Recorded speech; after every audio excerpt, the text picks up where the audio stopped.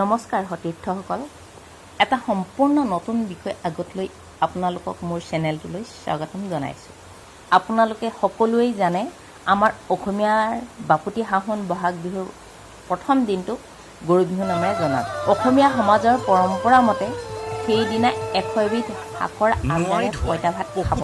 এইদৰে খালে বছৰটোলৈ সৰু সুৰা কিছুমান বেমাৰ আজাৰে লগ দিব নোৱাৰে। এয়া আমাৰ লোকবিশ্বাস অৰ্থাৎ পৰম্পৰা। আচলতে একোটা জনবিশ্বাসৰ মাজতেই বহুত ডাঙৰ সত্য লুকাই থাকে।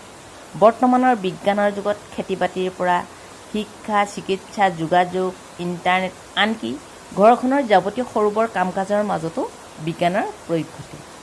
ফলত আমিবোৰ লাহে লাহে প্ৰকৃতিৰ পৰা আঁতৰি আহিছোঁ। তাৰ পৰিণতিত বিভিন্ন সৰু সুৰা বেমাৰ আজাৰে আমাক সততে অসুবিধাত পেলাইছে। উন্নত চিকিৎসাৰ নামত নিজৰ শৰীৰটোক অযথা শাস্তি দিছোঁ, মানসিক অশান্তিত ভুগিছোঁ আৰু ঘৰখনত পৰিয়ালটোত বিভিন্ন সমস্যাই আৰ্থিকভাৱেই হওক মানসিকভাৱেই হওক সমস্যাৰ সৃষ্টি কৰিছে। সেয়েহে মই আপোনালোকক কিছুমান বেমাৰৰ পৰা হাত সাৰি থাকিব পৰা, ঘৰৰ বাৰীখনতে পাব পৰা বা কৰি ল'ব পৰা কেইবিধমান ঔষধি গুণযুক্ত গছ চিনাকি কৰি দিব বিচাৰিছোঁ। এয়া চাওক, এইজোপা পচতীয়া গছ, জোপোহা জাতীয় গছ। ইয়াৰ পাতবোৰ সৰু দীঘলীয়া আৰু গন্ধযুক্ত, ফুলবোৰ সৰু সৰু বেঙুনীয়া ৰঙৰ। এইজোপা দোৰোণ বন, বনজাতীয় গছ। জেওৰা কাষত বা ওখ ঢাপত এই গছজোপা হয়। পাতবোৰ পচতীয়া পাতৰ দৰে অলপ তাতকৈ লেৰেলা, দীঘলীয়া। পাতবোৰত গন্ধ আছে, ফুলবোৰ সৰু সৰু বগা ৰঙৰ। চাওক, এইজোপা জেতুকা গছ। জেতুকা গছৰ পৰিচয় নিশ্চয় আপোনালোকক দিব নালাগে। এই গছজোপা বহাগ বিহু আহিলেই বিহুৱতীসকলৰ বাবে অতি প্ৰয়োজনীয় গছ হৈ পৰে। অকল যে হাতখন ৰং বোলাবৰ কাৰণেই যে জেতুকাজোপা প্ৰয়োগ হয় সেয়া নহয়। এই গছজোপা বহুত ঔষধিযুক্ত গুণ আছে।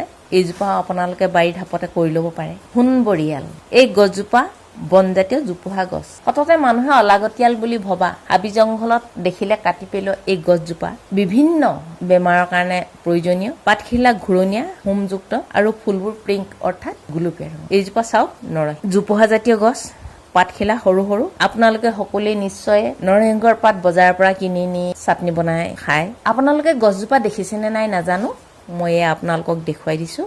গুটিবোৰ সৰু সৰু, পকিলে কলা হয়। টুবুকি লতা বা থুপুকি লতা, এইজোপা লতা জাতীয় গছ। হাবি বন, জেওৰা আদি বগাই। পাতখিলা সৰু ঘূৰণীয়া, দেখিবলৈ বৰ মৰম লগা।